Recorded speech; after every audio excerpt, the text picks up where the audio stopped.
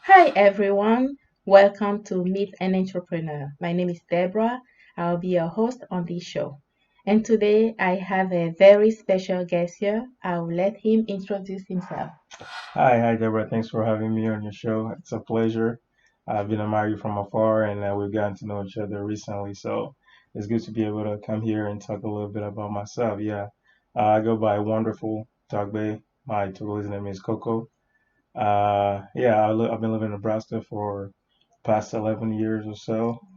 Moved here for 2008 for college, and I work now and try to get into the world of entrepreneurship and doing something with myself. Welcome to the Yeah, show. thank you. This is Coco Tee. I know he didn't Yeah, say it, but on yeah, social media everybody knows him on the Coco Tee. that's right. Where does the name come from? Coco Tee. Mm-hmm. Oh, that was just, as Africans, we have those little nicknames. My mom, Coco, I think Sherry Coco just stuck, and T Mm-hmm. was just a nickname from high school that just, and All it just ended up right. being Coco T. Yeah. Recently though, I've been using my first name just because it's Americans relate to it more. It's easier Mm-hmm. to say.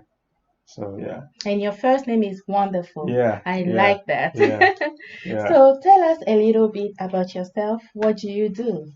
Okay, yeah. I'm a software engineer by profession. I went to school. I got a computer degree.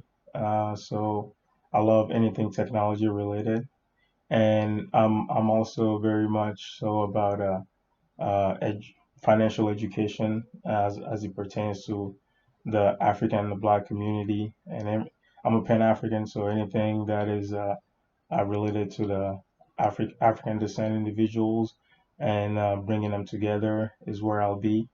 A friend of mine made a comment the other day. I was at an event and it was towards the end as I was walking out, and he said, "Oh, I didn't see you in here, but in my mind I was thinking that if this is an African event, then Coco must be here." So yeah, everything that has to do with that, that's where you'll find me. So those Hmm. are those are the things that keep me busy.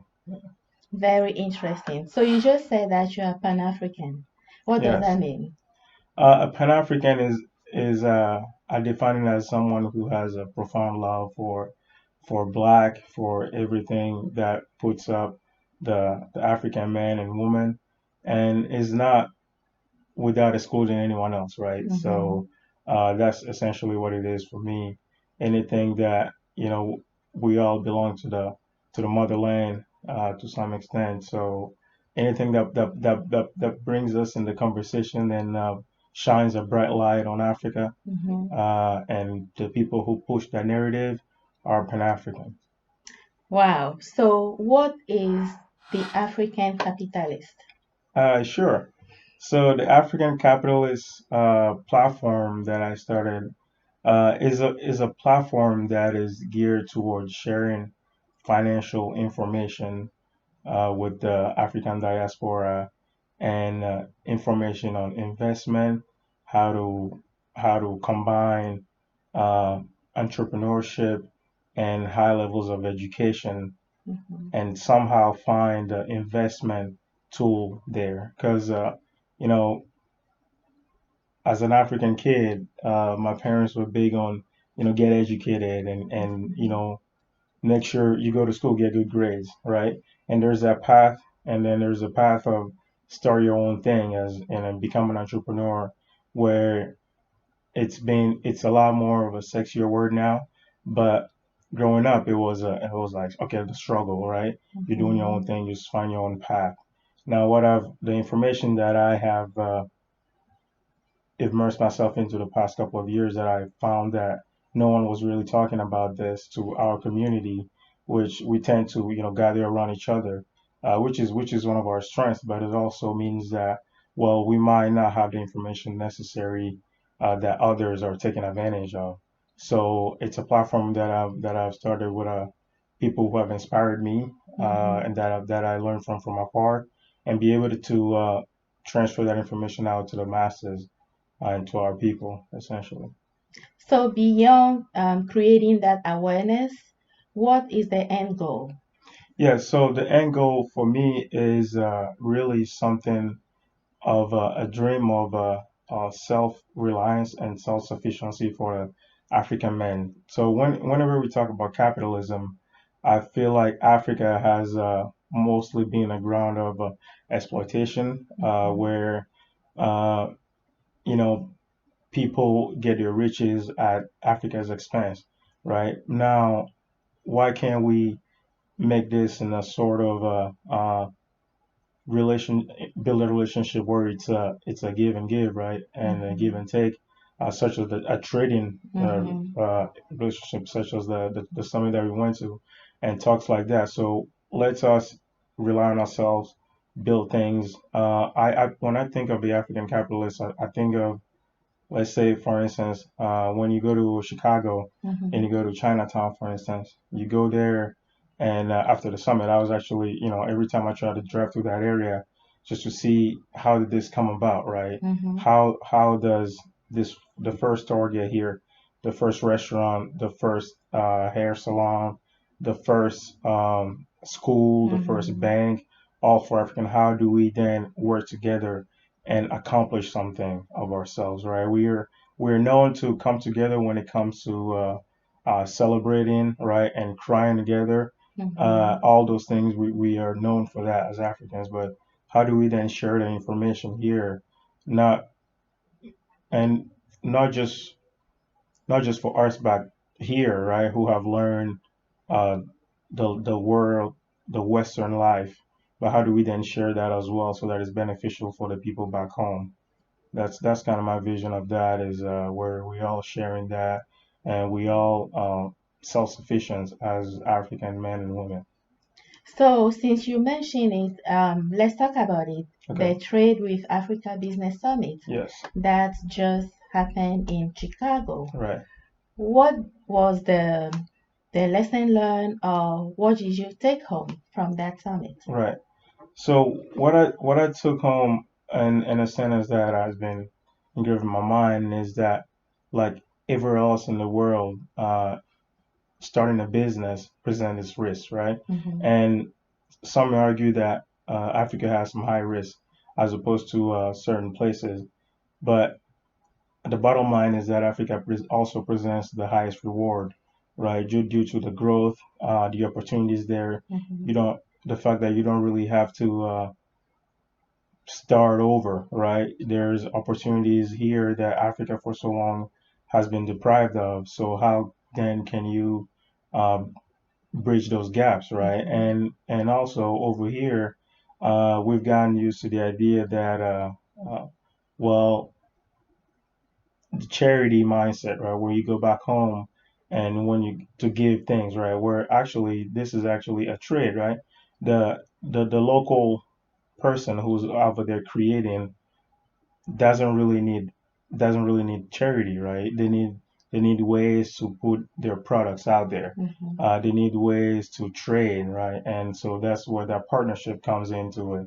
And it left me with a very bright light and a very bright outlook on business in Africa for these coming years. And it was very exciting opportunity to be there. So, are you in investment? Since you mentioned that you have a very particular interest in financial literacy, financial education, and investment. Right. I do. So I've started investing in real estate over, I believe, last year is when I got into this, and it was because someone shared information that, hey, this is something that you can do, right? For us as Africans, it was always the idea that personally, okay, let me, once I retire, then I'll build a house back home. I'll do all these things. Once I retire, I'll go back home. Then the idea came, well, wait a minute, it's not as big as you think it is, right? Maybe if you change a few things about your life now, you can get into it a little sooner. And so that's what got me there. And I bought my first investment property, and the idea that this the banks are behind this, right? The banks are very have a very positive outlook on investing in real estate, and the good thing about it is that, well, when you buy a property, when you come together, you guys buy a property or you do a solo and you rent it out, you can not only take care of your mortgage, but you also have some passive income that comes with it, right? This whole idea that, okay, I can sacrifice for a year or two, get a property, and get some cash flow coming through. Now, if I get this cash flow coming through and I get three, four, five of these, I can then, speed up that retirement goal or that having income in to be able to do things back home a little sooner, right? Because that's what I noticed for me. Once, let's say that once I got my degree, once I'm working this job, and I realized, I went back home and every time it would take, first time was 7 years, and I realized how much I had missed, right? Not only the economic aspect of it, but also, the personal aspect, my family, right? I don't get to spend all this time with my family because I'm over here chasing the American dream, right? So then it led me to think that I need to make some sacrifices now in my life to put myself in a better place. Uh, that way, I can get serious now, put that money aside, invest it, and reap the rewards a little sooner than later. And I know you are under 30. Yes. Where did you get that mindset from, like uh, becoming financially independent? Yes. I guess I'll say that my upbringing taught me those virtues of hard work. My mom was always honing down on getting educated and getting free, right? So, and as an African man with the idea of family so engraved in me, it's always been about, okay, how can I help others, right? How can I help my mother? How can I help my sisters? And how can I do those things? How can I give back for someone who has given so much to me? So for me, it's always been it's always been that's always been in the back of my mind. So uh, getting it for myself wasn't really enough. It was I had to do a little more than that, and I don't really have that much time. Also, my parents are elderly, so that's always been a dynamic that had pushed me to get things done quick, right? Graduate uh, elementary school, high school, get into college, get all that done quick, and try to catch up. As has always been my mentality, and yeah, just be able to help people, right? And recently, if you're just helping your family, I've learned that if you're just helping your family, that's what you're supposed to do, right? You gotta bring more people into that vision, right? So how do you do that?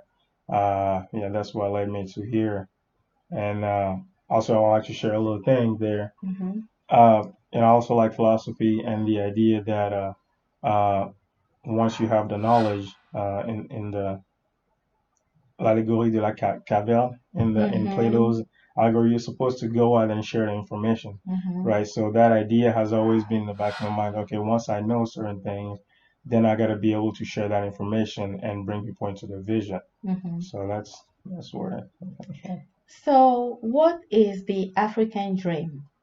I For know me, this is something yeah, that you mentioned right, when we yeah, met in Chicago, right, and I still didn't have time to come back to that right, concept. yeah. What is it?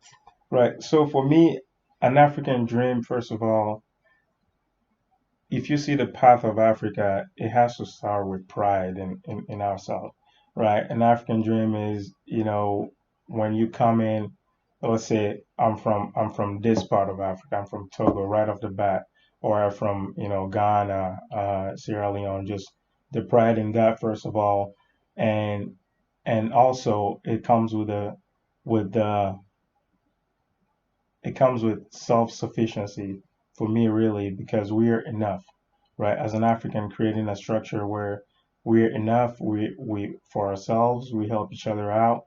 We're not, we don't really need handouts, right? That's my idea of building an African dream is a dream of cooperation, right?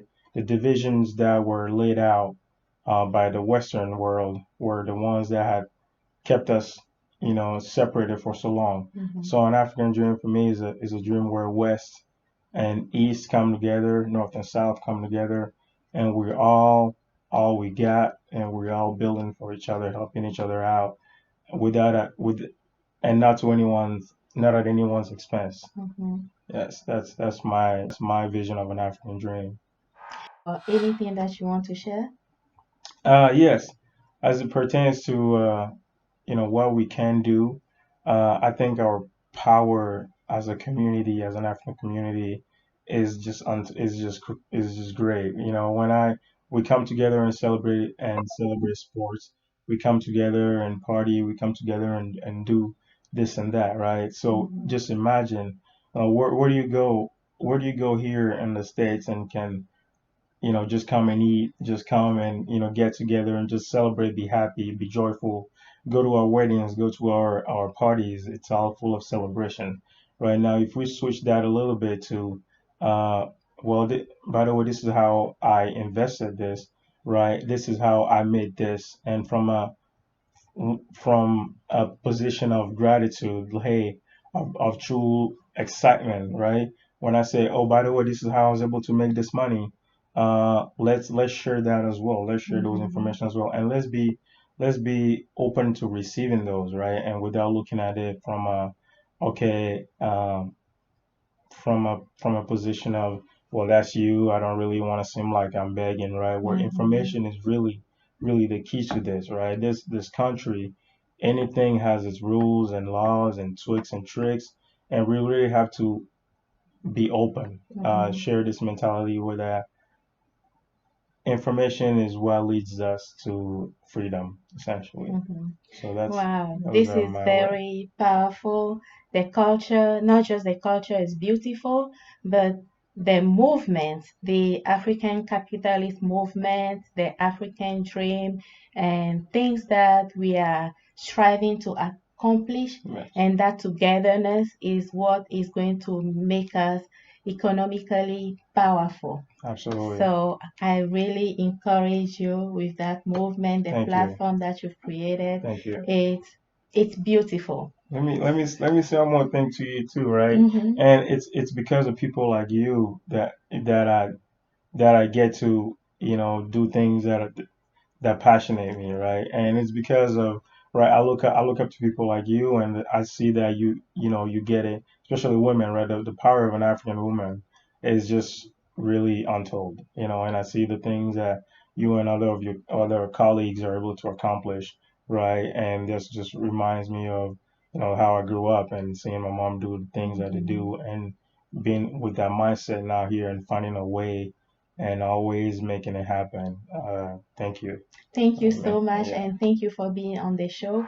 This was Meet an Entrepreneur, Coco Tee right here. Bye bye. Thank you.